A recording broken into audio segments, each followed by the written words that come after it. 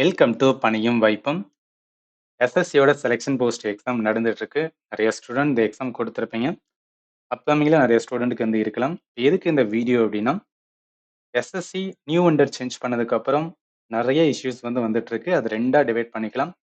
ஒரு சைடு அப்படின்னு பார்த்தோம்னா, எக்ஸாம் கண்டக்ட் பண்றதுலேயே வந்து சில குளறுபடிகள் இருக்கு அப்படின்னு சொல்றாங்க. ஒழுங்கா மவுஸ் ஒர்க் ஆகுதுல, அங்கே இன்விஜிலேட்டர் வந்துன்னா கையில ஃபோன் வச்சு அவங்க பேசிட்டு இருக்குது. So, இந்த மாதிரி வந்து ஒரு சைடு சொல்றாங்க. இன்னொரு சைடு பார்த்தோன்னா கொஸ்டின் அதாவது டிசிஎஸ் கண்டக்ட் பண்ண கொஸ்டின் பேட்டர்ன் அதே ஸ்டாண்டர்ட் தான் இருக்கா, சிலபஸ் ஓரியன்டாக தான் கொஸ்டின்ஸ் வந்து எடுத்திருக்காங்களா, லெவல் ஆஃப் கொஸ்டின்ஸ் வந்து எந்த மாதிரி இருக்கு, still previous question of SSC வந்து யூஸ்ஃபுல்லாக இருக்கா இல்லையா, இதெல்லாம் ஏன் தெரிஞ்சுக்கணும்னா, இப்போ இது செலெக்ஷன் போஸ்ட் முடித்ததுக்கப்புறம் சிஜிஎல் இருக்கு, சிஹெச்எஸ்எல் இருக்கு, அதுக்கப்புறம் எக்ஸாம் வந்துட்டே இருக்கும். இது எல்லாமே இந்த ப்ராப்பராக தெரிஞ்சுக்க வேண்டியது ரொம்ப இம்பார்ட்டன்ட். ஜிஎஸ் ஜென்ரல் ஸ்டடீஸில் எப்படி கேட்டிருக்காங்க, இன்னமும் ஸ்டில் வந்து இந்த டிசிஎஸ் பேட்டர்ன் அந்த ஸ்டாண்டர்ட் லெவலே இருக்கா இல்லையான்னு சொல்லி வந்து டெப்த்தாக வந்து பார்க்க போகிறோம். சரி, முதல்ல வந்து செலெக்ஷன் போஸ்ட்டு 25th ஃபர்ஸ்ட் ஷிஃப்ட்டில் கேட்ட கொஷின்ஸ் வந்து பார்க்கலாம். சரி, இது வந்து என்னால் வந்து 100% ஷோராக சொல்ல முடியாது இதுதான் கொஷின் கேட்டாங்கன்னு. ஏன்னா எனக்கு யாருமே பர்சனலாக ஸ்டூடெண்ட் யாரும் வந்தேன்னா அந்த கொஷின்லாம் ஷேர் பண்ணல. ஹிந்தி சேனல்ஸ் வந்து ப்ரொவைட் பண்ணியிருந்தாங்க. இந்த மாதிரிலாம் கொஷின்ஸ் வந்து கேட்குறாங்கன்னு அதை வச்சு தான் சொல்கிறேன். பிளைன்லி வந்து என்னன்னா இதுதான் கொஸ்டின் கேட்டாங்கன்னு சொல்லிட்டு என்னால் வந்து ஷுவராக சொல்ல முடியாது. எதுக்காக சொல்கிறேன் அப்படின்னா, சில ஸ்டூடெண்ட் வந்து அப்போ இதையே நான் படித்தா போதுமா, இதையே வந்து என்னன்னா அடுத்த ஷிஃப்ட்டில் வரும்னு கேட்டிங்கன்னா டெஃபினட்டாக வராது. பட் எப்படி கேட்குறாங்கன்னு வந்து நீங்கள் தெரிஞ்சுக்கலாம். ஸோ அதுக்காக தான் சொல்கிறேன். கொஸ்டினை பாருங்களேன். முதல் கேள்வி வந்து பிஎம் கிஷான் சம்மன் நிதி. இப்போ என்ன, எப்போதும் வந்து கரண்ட் அஃபேர்ல ஸ்கீம் ரிலேட்டடா, சரி நீங்கள் இதுக்கு முன்னாடி எஸ்எஸ்சி எழுதினாலும் சரி இந்த பேட்டர்ன் ஆஃப் கொஸ்டின் எப்போதும் கேட்குறதான். அதே மாதிரி தான் இந்த கொஸ்டின் கேட்டிருக்காங்க. அடுத்து மதுரா ஆர்ட் ஸ்டைல் கேட்டிருக்காங்களா? ஸோ மதுரா ஆர்ட் ஸ்டைல் என்ன, ஏன்ஷியன் ஹிஸ்ட்ரி லேர்ன் பண்ணிப்போம். ஏன்ஷியன் ஹிஸ்ட்ரியில் இந்த ஸ்டைல் யார் இன்ட்ரோடியூஸ் பண்ணியிருக்கான்னு கேட்டிருக்காங்க. குஷான் டைனஸ்டி இது என்ன ப்ராப்பராக லேர்ன் பண்ணியிருக்கணும். நீங்கள் ஃபண்டமெண்டல் கிளாஸஸ் வந்து லேர்ன் பண்ணும்போது ஹிஸ்ட்ரியில் மதுரா மதுரா யார் இன்ட்ரோடியூஸ் பண்ணியிருப்பானா குஷான் தான் இன்ட்ரோடியூஸ் பண்ணியிருப்பாங்க. காந்தாரா ஸ்டைலுமே வந்து குஷான் தான் வந்து இன்ட்ரோடியூஸ் பண்ணியிருப்பாங்க. So why am telling that வந்து ஃபண்டமெண்டல் என்ன நீங்கள் லேர்ன் பண்ணீங்களோ அதில் தான் கொஷின்ஸ் வந்து கேட்குறாங்க. இதுக்கான ப்ரூஃப் தான் அந்த இடத்துல நான் சொல்கிறேன். சரி, அடுத்து வாங்க. அடுத்த கேள்வி வந்து கைடு அப்படின்னு ஒரு புக் இருக்கான். அந்த புக்கை எழுதுனது யாருன்னு கேட்குறாங்க. இப்போ நிறைய ஸ்டூடெண்ட் என்ன books and author related question கேட்பாங்க. அது வந்து ஸ்ட்ராட்டஜிக்கோட புக்ஸ் அண்ட் ஆதராக இருக்கும். அதாவது ஸ்டாண்டர்டாக வந்து ஒரு 15லேருந்து 20 ஆதர்ஸ் வந்து இருப்பாங்க. அவங்கள வச்சு தான் வந்து கொஸ்டின்ஸ் கேட்பாங்க. இது ஸ்ட்ராட்டஜிக்கில் ரொம்ப இம்பார்ட்டன்ட் டாபிக்னு சொல்லுவாங்க. நீங்கள் லேர்ன் பண்ணியிருக்கணும். அதாவது இங்கே பாருங்களேன், ஆர்கே நாராயணன் இவரோட புக்கு தான் வந்து இந்த கைடு அப்படின்னு சொல்லுவாங்க. அதே மாதிரி ரொம்ப ஃபேமஸானது வந்து மால்குடி டேஸ் அப்படின்னு சொல்றது. இதுல இருந்து கொஸ்டின்ஸ் வந்து கேட்டிருக்காங்க. ஸோ அப்போ என்ன எப்போதும் ப்ராப்பராக கேட்குற மாதிரி தான் கொஸ்டின்ஸ் கேட்டிருக்காங்க. பெருசாக சேஞ்ச் இல்லை. ஏன்னா நிறைய ஹிந்தி சேனல் என்ன சொல்றாங்கன்னா, ஒன்றுமே கேட்கல, நான் வந்து ப்ரீவியஸ் கொஸ்டின் அவ்வளோ படிச்சுட்டு போனேன், ஒன்றுமே வந்துன்னா பேட்டர்ன் ரிப்பீட் ஆகலையும் கேட்குறாங்க. Not true. கேட்டிருக்காங்க, அதை நீங்கள் புரிஞ்சுக்கணும். அதுக்காக தான். அடுத்து பாருங்களேன், ஆர்டிகல் 29 வந்து கேட்டிருக்காங்க. இது ரொம்ப சிம்பிள். பாலிட்டியில் ஆர்டிகல் 1லேருந்து ஆர்டிகல் 51A வரைக்கும் எப்போதும் வந்துன்னா ரொம்ப பண்ண சொல்லுவாங்க. ஒவ்வொரு ஆர்டிக்கலும் நம்ம மனப்பாடம் பண்ணிக்கணும். அதன் வயசுல 29வது ஆர்டிகல் என்னன்னு கேட்டிருக்காங்க. அடுத்து பாருங்களேன், கரண்ட் அஃபேர் பேஸ்ட் வந்து ஒரு question. 5th Khelo India youth games வந்து என்னன்னா 2023, அதாவது 2022, 23ல வந்து கண்டக்ட் பண்ணாங்க. அது எங்க கண்டக்ட் பண்ணாங்க? இப்போ என்னன்னா நிறைய ஸ்டூடெண்ட் இருக்கிற டவுட் வந்து கரண்ட் அஃபேர் இப்போ 2025 எக்ஸாம்னா 2025 படிக்கணுமா, 2024 படிக்கணுமான்னு கேட்குறாங்களே. இதெல்லாம் பார்த்தா இந்த கொஸ்டினை பார்க்கும்போது உங்களுக்கே புரியும் எந்த லெவல் போயிட்டு கூட வந்து கேட்குறாங்க. 2023 நடந்து கூட கேட்குறாங்க. சம்திங் எல்லாம் இருக்கும். நீங்க வந்து என்னன்னா ஆல்ரெடி வந்து தெரிஞ்சுட்டு போனோம் அப்படின்னா இந்த மாதிரி கொஸ்டின் கேட்கும்போது நம்மளால வந்து ஸ்கிப் பண்ண முடியும். சரி, அடுத்து ஹிமாலயன் ரீஜன்ல எந்த ஃபாரஸ்ட் இருக்குன்னு கேட்டிருக்காங்க. ஏஷியன் கேம்ஸ் இது ரொம்ப இம்பார்ட்டன்டான கரண்ட் அஃபேர் இந்த வருஷமே. ஏஷியன் கேம் எத்தனை வருஷத்துக்கு ஒரு வாட்டி நடக்குன்னு கேட்டிருக்காங்க. அடுத்து பாருங்களேன், India Middle East Europe economic காரிடோட கண்ட்ரிஸ் கேட்டிருக்காங்க. இது இந்த கேள்வி மட்டும் என்ன சொல்லுவேன்னா ஒரு நியூ பேட்டர்ன். ஏன்னா நீங்க எஸ்எஸ்சி இதுல முன்னாடிலாம் வந்து எழுதுனீங்கன்னா டிசிஎஸ் பேட்டர்ன்ல எழுதுனீங்கன்னா இந்த மாதிரி வந்து இன்டர்நேஷனல் ரிலேஷனை வந்து பெருசா கை வைக்க மாட்டாங்க. ஆனா இன்டர்நேஷனல் ரிலேஷன்ல நிறைய பாடி ரிலேட்டடா வந்து கொஸ்டின்ஸ் வந்து கேட்டிருக்காங்க. அதை நீங்க தெரிஞ்சுக்கணும். இது வந்து புது ஒரு என்ன சொல்றது, என்ன பண்ணணும்னா இப்ப என்னெல்லாம் வந்து இம்பார்ட்டன்ட் வந்து ஆர்கனைசேஷன்ஸ் கரண்ட் அஃபேர் இருக்கோ அதோட வந்து பேசிக் எப்போ ஃபார்ம் பண்ணாங்க, யார் யாரெல்லாம் வந்து அதுல மெம்பரா இருக்கா, இந்த அளவு தெரிஞ்சுக்கிட்டா போதுமானது. சரி, அடுத்து போமா. அடுத்தவங்க இந்த பாருங்க, 2021 அதாவது 2011 சென்சஸ்ல மோஸ்ட் பாப்புலர் ஸ்டேட். இது வந்து நீங்க அத படிச்சிருந்தாலும் ஆன்சர் பண்ணலாம். படிக்காட்டாலுமே உங்களால வந்து ஈஸியா லாஜிக்கலா எடுக்க முடியும். யுபி தான் என்ன அப்படின்னு பார்த்தீங்கன்னா, பாப்புலேஷன் வந்து அதாவது மோஸ்ட் பாப்புலர் ஸ்டேட். இது என்ன கம்ப்ளீட் சென்சஸ்ல நீங்க லேர்ன் பண்ணியிருக்கணும். எல்லாருக்குமே தெரியும்னு நினைக்கிறேன். ஸ்ட்ராட்டஜி ஜிகே, ஜிஎஸ்ல ரொம்ப இம்பார்ட்டன்ட் ப்ளே பண்ணும். அதுல சென்சஸ்ல இருந்து கேட்பாங்க. மோஸ்ட் பாப்புலேட்டட் ஸ்டேட் என்ன? உத்தரப்பிரதேஷ். அடுத்து பார்த்தோம்னா மேன்யூர் அதாவது உரத்தோட வந்து ஆக்டிவிட்டி என்ன? டீகம்போஸ் பண்ணது தான். மார்னிங் ஸ்டார், ஈவினிங் ஸ்டார், எந்த பிளானட்? வீனஸ். அப்ப என்ன ஜியோகிராஃபில ப்ராப்பரா பிளானட் ரிலேட்டடா வந்து ஒரு கொஸ்டின் எடுத்திருக்காங்க. உஜ்வால் யோஜனா ஸ்கீம் ரிலேட்டடா கேட்டிருக்காங்க. ஃப்ரீ எல்பிஜி கொடுக்கறது. அது டிஸ்கவரி ஆஃப் இந்தியா. இது என்னன்னா அகைன் ஸ்ட்ராட்டஜிக்ல புக்ஸ் அண்ட் ஆதர் ரிலேட்டடா கேட்டிருக்காங்க. ஜவஹர்லால் நேரோட இம்பார்ட்டன்ட் புக்ஸ் வந்து டிஸ்கவரி ஆஃப் இந்தியான்னு சொல்லுவாங்க. அதனால வந்து இந்த மாதிரி கேள்விலாம் வந்து எப்போதும் கேட்கறதான். நீங்க டிசிஎஸ் எடுத்து பார்த்தாலும் சரி, டிசிஎஸ் பேட்டர்ன் ஆஃப் கொஸ்டின் எடுத்து பார்த்தாலும் சரி, இது ஸ்டாண்டர்டா கேட்கிற கேள்விதான் உங்களால அண்டர்ஸ்டாண்ட் பண்ண முடியும். அடுத்து ஃபிஸ்கல் பாலிசி எது ரிலேட்டடா கேட்டிருக்காங்க? Money supply. எக்கானமில நீங்க டிசிஎஸ் பேட்டர்ன்ல கூட என்ன அப்படின்னா கொஸ்டின் எக்கானமில கொஞ்சம் டெப்த் போவாங்க. ஆனா இந்த இதுல ரொம்ப பேசிக்கா தான் வந்து ஃபிஸ்கல் பாலிசினா என்னன்னு கேட்டிருக்காங்க. எக்கானமி ஃபண்டமெண்டல் லேர்ன் பண்ணும்போது 2ஆ டிவைட் ஆகும். ஒண்ணு ஃபிஸ்கல் பாலிசி, இன்னொன்னு மானிட்டரி பாலிசி. மானிட்டரி பாலிசி ஆர்பிஐயோடது. ஃபிஸ்கல் பாலிசி வந்து கவர்மெண்ட் பட்ஜெட் மூலம் இது பண்ணுவாங்க. அதனால மணி சப்ளை கண்ட்ரோல் பண்றதுக்கான இதுதான். அடுத்து லோக்சபாவை ரிசால்வ் பண்றதுக்கான பவர் யார்ட்ட இருக்கும்? பிரசிடென்ட்டா இருக்கும். Ayushman Bharat scheme related to என்ன? அடுத்து ஃபாசியா டிஃபைட் ரிலேட்டட் டு இது என்னன்னா சயின்ஸ் ரிலேட்டடா கொஸ்டின்ஸ் எடுத்திருக்காங்க. சயின்ஸ்ல பயாலஜில டிசீஸ் அப்படின்னு ஒரு சாப்டர் இருக்கும். அதுல இருந்து கொஸ்டின்ஸ் எடுத்திருக்காங்க. பாஸ்கியா டிசீஸ் ரிலேட்டட் டு வந்துடும். எந்த டிசீஸ் மெம்மரைன் அதாவது நம்ம பாடியில இருக்கிற மெம்மரைன் பிரசண்டா இருக்கிற அந்த மெம்மரைன் அஃபெக்ட் ஆகுதோ அதான் வந்து பாஸ்கியா டிஃபெக்ட் அப்படின்னு சொல்றது. அடுத்து பிரிக்ஸ் ரிலேட்டடா கேட்டிருக்காங்க. ஸோ இது என்ன அப்படின்னு பார்த்தீங்கன்னா இன்டர்நேஷனல் பாடி அதாவது Brazil, Russia, India, China, south Africa இந்த 5 கண்ட்ரி சேர்ந்து என்ன பண்ணியிருப்பாங்கன்னா ஒரு கோஆபரேஷன் பாடியா வந்து ஃபார்ம் பண்ணியிருப்பாங்க. அது ரிலேட்டடா கொஸ்டின்ஸ் எடுத்திருக்காங்க. அடுத்து போமா இது எல்லாமே என்ன அப்படின்னு பார்த்தோன்னா இந்த ஷிஃப்ட்ல கேட்ட கேள்வி அவங்க என்ன சொன்னாலும் அப்படி இந்த இடத்துல தமிழ்ல கொடுத்துருக்கேன். ஜஸ்ட் ஒரு வாட்டி பாஸ் பண்ணிட்டு நீங்க தமிழ்ல வந்து கொஸ்டின்ஸ் வந்து ஆன்சர் பண்றீங்க எக்ஸாம்னா இது ஒரு வாட்டி என்ன பண்ணா பார்த்துக்கேன். அண்டர்ஸ்டாண்ட் தட் இதே கேள்வி ரிப்பீட் ஆகாது. But why am telling that இந்த மாதிரி கேட்குறாங்க. ஏன்னா இப்போ புதுசாக வெண்டர் சேஞ்ச் பண்ணனால நிறைய டவுட் வந்து இருந்துகிட்டே இருக்கனால இதை தெளிவாக தெரிஞ்சுக்கங்க. பெருசாக எந்த சேஞ்சுமே இல்லைங்க. டிசிஎஸ்ல என்ன ஸ்டாண்டர்ட் இருந்துச்சோ அதே ஸ்டாண்டர்ட் இங்கே கேட்குறாங்க. சின்ன சின்ன இது மட்டும் தான் மாத்துறாங்க. பட் அதுவுமே என்ன அப்படின்னு பார்த்தா ஈஸியா தான் இருக்கு. ரொம்ப வந்து டெப்த் போல. என்னதான் வந்து நம்ம ஒரு ஷிஃப்ட் பார்த்தாலும், இன்னும் 2, 3 ஷிஃப்ட் பார்க்கலாம். அப்பதான் உங்களுக்கு நல்லா அண்டர்ஸ்டாண்ட் ஆகும். இப்ப அந்த பார்க்குற அந்த பிடிஎஃப் இருக்கு பார்த்தீங்களா? இந்த கிளாஸ்க்கான பிடிஎஃப் நம்மளோட டெலிகிராம் சேனல் மணி வாய்ப்புல ப்ரொவைட் பண்ணுகிறேன். எதுக்காக சொல்லணும்? சப்போஸ் நீங்க இந்த கொஸ்டின வந்து என்னன்னா, நீங்க பார்க்கணும் அப்படின்னு நினைச்சீங்கன்னா, இது வந்து பிடிஎஃபா குடுத்துட்டேன். நீங்க வந்து ஜாயின் பண்ணிட்டு என்ன பண்ணிக்கலாம்னா, டவுன்லோட் பண்ணிக்கலாம். இப்ப 25ல வந்து 2ண்ட் ஷிஃப்ட்ல கேட்ட கொஸ்டின்ஸ் வந்து பாருங்களேன். First woman judge of the supreme court of India. இது என்ன அப்படின்னு பார்த்தீங்கன்னா, சுப்ரீம் கோர்ட் பாலிட் ரிலேட்டடா ஃபண்டமெண்டல் லேர்ன் பண்ணும்போது லேர்ன் பண்ணியிருக்கணும். அதனால என்ன ஃபாத்திமா பீவி தான் வருவாங்க.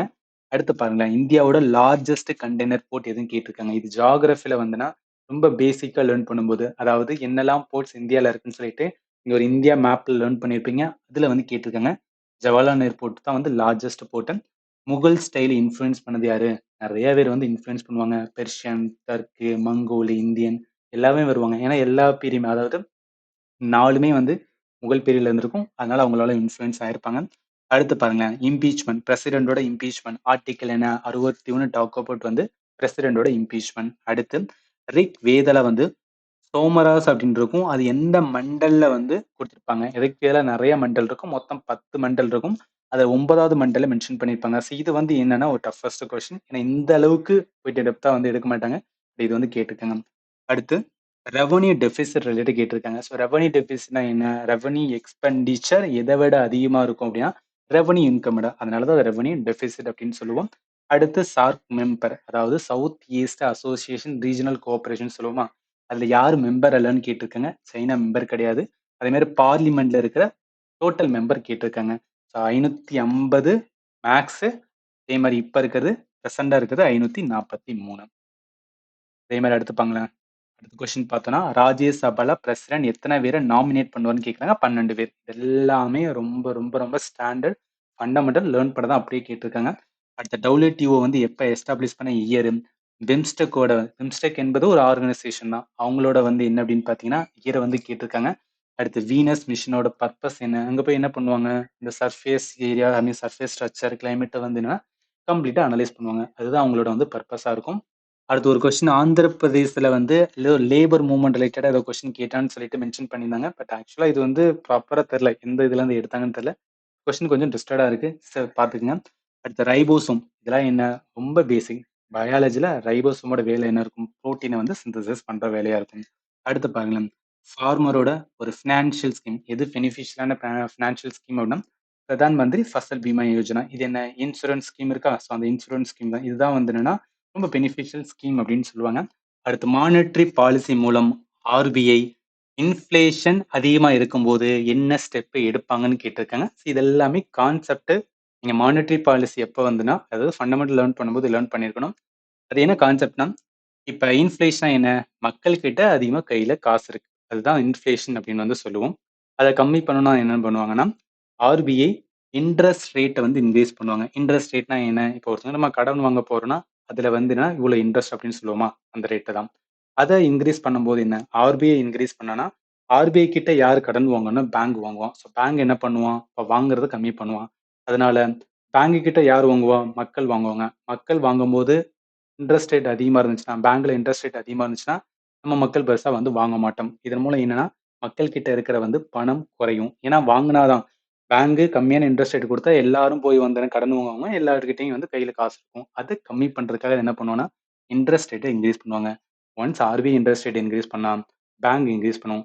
பேங்க் இன்கிரீஸ் பண்ணா, மக்கள் வந்து காசு வாங்க வரமாட்டாங்க. அதனால அவங்க கிட்ட மக்கள் கிட்ட ஆல்ரெடி இருக்கிற காசுமே வந்து இருக்கிறது மட்டும் தான் போகுமே தவிர, புதுசா காசு உள்ள வராதுன்னு சொல்லி இந்த மாரி வந்து தான் ஸ்டெப் எடுப்பாங்க. ஸோ இது எல்லாமே ஃபண்டமெண்டல். நீங்க வந்து கரெக்ட்டா லேர்ன் பண்ணியிருந்தா இந்த கொஸ்டின்ஸ் வந்து ஆன்ஸர் பண்ணிடலாம். சரி. இதேதான். இதுக்கும் என்ன அப்டின்னா, என்ன கேள்வி கேட்டாங்களோ, நான் தமிழ்ல குடுத்துருக்கேன். ஸோ ஒரு வாட்டி பாஸ் பண்ணிட்டு ரீட் பண்ணிக்கங்க. அடுத்து வாங்களேன். 26ல கேட்ட shift. Again I am telling that இது வந்து எக்ஸாம்ல கேட்ட கொஸ்டின் அப்டின்னு சொல்லிட்டு என்னால சொல்ல முடியல. பட் நெறைய ஹிந்தி சேனல்ஸ்ல வந்து என்ன மென்ஷன் பண்ணியிருந்தாங்க. அவங்க ஹிந்தியில மென்ஷன் பண்ணியிருந்தாங்க. அத நான் இங்கிலீஷ்ல கன்வெர்ட் பண்ணிட்டு தமிழ்லயும் வந்து குடுத்துருக்கேன். சரி. இதுல என்னன்னா ரஞ்சி ட்ரோஃபி இருக்கா? நம்மளுக்கு எல்லாருக்குமே தெரியும். ரஞ்சி ட்ரோஃபி ரெட்ரட் வந்து பிசிசிஏ தான் என்ன பண்ணும்னா, ஆர்கனைஸ் பண்ணுவாங்க.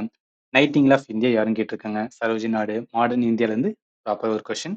அடுத்து மதுரா ரிலேட்டடா வந்தாவே, ஸோ ஜாலஜிக்கல் ரிமைன் மதுரா அப்படின்னு வந்தாவே நம்ம பார்த்தோம். காந்தாரா, மதுரா ரிலேட்டட் என்னன்னா புத்திசம். அதனால புத்திஸ்ட் ரிமைன் தான் என்ன பண்ணியிருப்பாங்கன்னா, அதுலருந்து நெறைய வந்து கண்டுபிடிச்சிருப்பாங்க. அடுத்து யூனிஃபார்ம் சிவில் கோட் என்ன? ஆர்டிகிள் 44 வரும். அது எந்த ஸ்டேட் வந்து ஃபர்ஸ்ட் இம்ப்ளிமெண்ட் இப்ப யூனியன் டெரிட்டரின்னு சொல்லியிருந்தா கோவா வந்திருப்பாங்க. ஆனா ஃபர்ஸ்ட் ஸ்டேட் சொன்னதுனால உத்தரகாண்ட் இது எல்லாமே வந்து இம்பார்ட்டன்ட். நீங்க ஆல்ரெடி கரண்ட் அஃபேர் லேர்ன் பண்ணாலும் சரி, இல்ல ஃபண்டமெண்டல் லேர்ன் பண்ணாலும் சரி, இது எல்லாமே நீங்க லேர்ன் பண்ணியிருக்கணும். அடுத்து ஓசோன் லேயர் இருக்கு. அது என்எஸ்பிஏல ஜியோகிராஃபில இருந்து மீன் ஸ்ட்ராட்டோஸ்பியர்ல தான் இருக்கும். அடுத்து பேட்டி பச்சாவோ அண்ட் பேட்டி பதாவோ இது வந்து கவர்மெண்டோட ஸ்கீம். எதுக்காகனா பெண் குழந்தை வந்து கம்மியா இருக்காங்க. நெறைய ஸ்டேட்ல வந்துன்னா ஆண் குழந்தைக்கும், பெண் குழந்தையும் பார்க்கும்போது வந்து அந்த ரேஷியோல ரொம்ப கம்மியா இருக்குது பெண் குழந்தை. அத இம்ப்ரூவ் பண்றதுக்காக தான். ஜெண்டர் இன்இக்வாலிட்டிய ரெட்யூஸ் பண்றதுக்காக என்ன பண்ணியிருப்பாங்கன்னா, அந்த ஸ்கீம் வந்து கொண்டு வந்திருப்பாங்க. அடுத்து ஒபாக் அதாவது ஆர்கனைசேஷன் ஆஃப் பெட்ரோலியம் எக்ஸ்போர்ட்டிங் கண்ட்ரின்னு இருக்கும். இந்த ஆர்கனைசேஷன்ஸ் எந்த கான்டினென்ட்ட வந்துனா கனெக்ட் பண்ணும். மிடில் ஈஸ்ட்ல இருக்கிற அதாவது சவுதி அரேபியா இருக்கா, அங்கிட்டு ஏசியாவையும், ஆப்பிரிக்காவும் கனெக்ட் பண்ற மாரி தான் இந்த ஆர்கனைசேஷன வந்து ஃபார்ம் பண்ணியிருப்பாங்க. ஹாப்பினஸ் இண்டெக்ஸ் எதுக்காக கால்குலேட் பண்ணுவான்னு கேட்டிருக்காங்க. அதே மாரி வந்து ஜபகார் போர்ட் இருக்கா? ஜபகார் போர்ட் எங்க இருக்கு அப்படின்னு பார்த்தோம்னா, ஈரான்ல இருக்கு. இந்த ஈரான்ல இருக்க போர்ட்ட யார் வந்து ஆப்பரேட் பண்றா? இது எல்லாமே என்னன்னா, கரண்ட் அஃபேர் பேஸ்ட் வந்து நீங்க லேர்ன் பண்ணிட்டோம். ஏன் ஜபகார் போர்ட் நியூஸ்ல இருந்துச்சு? அதுக்கு சம்மந்தப்பட்ட ரீசன் என்ன? எல்லாமே தெரிஞ்சிருந்துச்சுன்னா, உங்களால இது வந்து ஆன்ஸர் பண்ண முடியும். அடுத்து வாங்க. அடுத்து எந்த மாரி கேட்டிருக்காங்க? Pradhan Mantri Jan Dhan Yojana, zero balance saving account இது எல்லாமே எக்கனாமிக்ஸ்ல ப்ராப்பரா லேர்ன் பண்ண வேண்டியது. அடுத்து முல்க்ராஜ் ஆனந்த் ஆக்சுவலி என்னன்னா, இதுவுமே ஸ்ட்ராட்டஜிக்ல புக்ஸ் அண்ட் நாதர்ன்னு சொல்லி நம்ம லேர்ன் பண்ணியிருப்போம். அதெல்லாம் ஞாபகத்துல வச்சுக்கங்க. நெறைய ஸ்டூடண்ட் இன்னமும் என்ன நெனச்சுட்டு இருக்கீங்கன்னா, புக்ஸ் அண்ட் நாதர் எஸ்எஸ்சி எக்ஸாம்ல கேட்கனாவே, இப்ப கரண்ட்ல போயிட்டு இருக்க புக்ஸ் அண்ட் நாதர் தான் கேட்பான்னு நெனைக்கிறீங்க. ஆக்சுவலி அந்த இதுலயும் கேட்பாங்க. அது ஸ்போர்ட்ஸ் ரிலேட்டடா இருக்கும். ஆனா நார்மலா ஸ்ட்ராட்டஜிக்கேட் புக்ஸ் அண்ட் நாதர் தான் வந்து மெஜாரிட்டி ஆஃப் எக்ஸாம்ல வந்து கேட்பாங்க. இதுல முல்க்ராஜ் ஆனந்த் ரொம்ப ஃபேமஸான வந்து இந்தியன் ரைட்டர் சொல்லுவாங்க. இவர் எழுதுற புக் எல்லாமே வந்து எது ரிலேட்டடா இருக்குன்னா, சோசியல் ஜஸ்டிஸ் ரிலேட்டடா இருக்கும். அதாவது ரொம்ப அடிமை கீழ அந்த அடிமைத்தனத்துல இருந்து வாழ்ந்த மக்கள் பத்தி நெறைய புக் எழுதியிருப்பாரு. அதுக்கு பாருங்களேன் அன்டச்சபிள், கூலி, பிக் காட் இதெல்லாம் ரொம்ப ஃபேமஸான புக்குன்னு சொல்லுவாங்க. இது லிட்டரலா கேட்டுருக்காங்க. அதனால ஆக்சுவலி என்னன்னா, இவர் எது சம்மந்தப்பட்ட சப்ஜெக்ட்ட வந்து ஃபோக்கஸ் பண்ணி எழுதுறார்னா, mostly poverty, caste system, social injustice இது ரிலேட்டடா வந்து எழுதுவாரு. கொஸ்டின்ல ஒரு புக்க கேட்காம எந்த தீம பேஸா வச்சு இவர் அதிக புக்க எழுதுவார்ன்னு வந்து கேட்டிருக்காங்க. அடுத்து டெக்கான் பிளாட்டூ அங்க அந்த டெக்கான் பிளாட்டூ எப்படி ஃபார்ம் ஆச்சுன்னு கேட்டிருக்காங்க. Volcanic eruption. இது நம்ம இந்தியன் ஜியோகிராஃபி, பிசிக்கல் ஜியோகிராஃபில லேர்ன் பண்ணியிருப்போம். ரெயின் வாட்டர் ஹார்வெஸ்டிங்கோட இம்பார்ட்டன்ட் இது பேசிக்கானது. அதே மாதிரி வந்து ஸ்டடி ஆஃப் பாப்புலேஷன், டெமோகிராஃபின்னு சொல்லுவோம். பிரைம் மினிஸ்டரோட பிரணாம் ஸ்கீம் இது எல்லாமே இம்பார்ட்டன்ட் வந்து ஸ்கீமா என்ன பண்ணுவாங்க? பிரணாம் ரிலேட்டட் டு வந்து organic farming. Chemical fertiliser use பண்றத ஸ்டாப் பண்ணிட்டு ஆர்கானிக் ஃபார்மிங்க்கு வந்து அதிகமான கவனம் கொடுக்கறதுக்காக தான் வந்து இந்த ஸ்கீம் வந்து ஃபார்ம் பண்ணியிருப்பாங்க. அடுத்து பிகு ஃபோக் டான்ஸ் ரிலேட்டடா கொஸ்டின் கேட்டிருக்காங்க. பிகு ஃபேமஸ் வந்து ஃபோக் டான்ஸ் ஆஃப் அசாமோட வரும். 2011 சென்சஸ்ல வந்து ஹையஸ்ட் லிட்டர் ரேட். சென்சஸ் எப்போதும் கேட்கறது தான். ஆல்வேஸ் ரிமெம்பர் பண்ணுங்க. ஜிஎஸ்ல ஒரு 5 கொஸ்டின் ஸ்ட்ராட்டஜிக்கல் இருந்து வரும். அதுல இம்பார்ட்டன்ட் டாபிக் பார்த்தா சென்சஸ். 2வது பார்த்தோம்னா ஃபோக் டான்ஸ். அடுத்து கிளாசிக்கல் டான்ஸ். அடுத்து வந்து புக்ஸ் அண்ட் அதர்.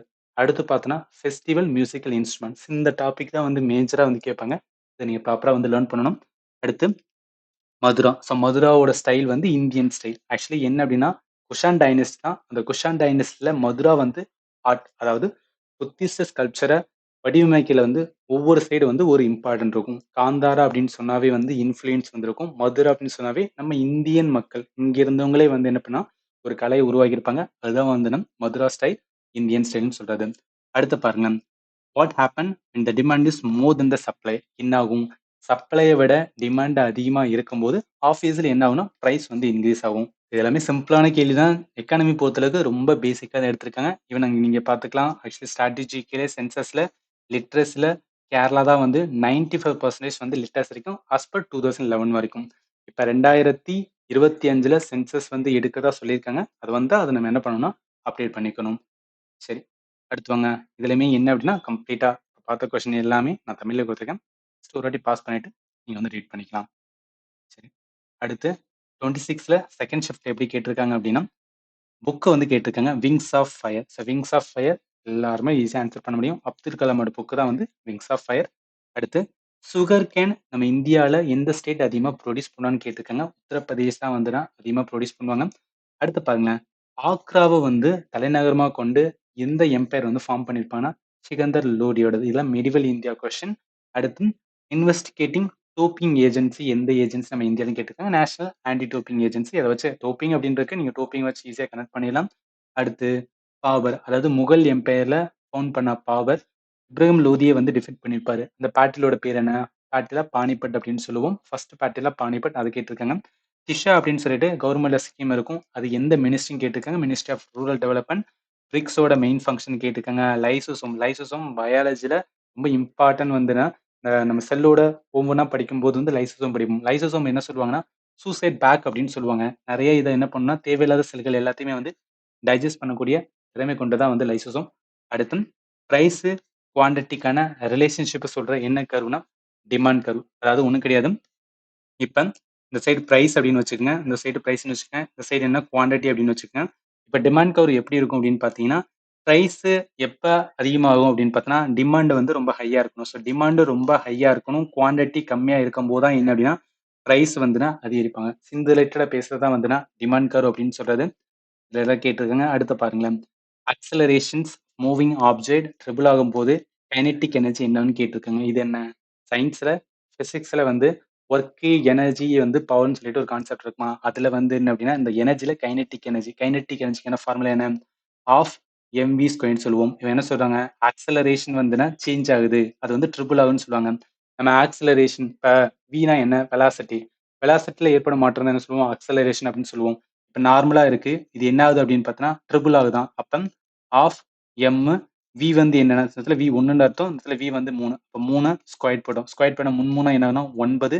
ஸோ 9 அப்ப ஆஃப் எம் வி ஸ்கொயர் இருக்கும். இங்க இருக்கிறது வந்து இங்க இருக்கு. அதோட சேர்த்து என்ன ஒரு 9 ஆட் ஆகுது. அப்ப என்ன ஆகும்னா, இட்ஸ் 9 ஃபோல்டு வந்து கைனெடிக் எனர்ஜி இன்கிரீஸ் ஆகும். ஸோ இந்த மாதிரி வந்து கேட்டிருக்காங்க.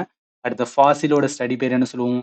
பாலியோன்டாலஜி. ஸோ பாலியோன்டாலஜிஸ்ட் அப்படின்னு சொல்லுவாங்க. அவங்க வந்து ஃபாசில் அந்த காலத்துல இருக்கிற வந்து என்னன்னா, ஃபாசில் எடுத்து வந்து ஸ்டடி பண்ணா அவங்க பேர் பாலியோன்டாலஜிஸ்ட். இதெல்லாம் என்ன ஸ்டடி வச்சிருந்து கேட்டிருக்காங்க.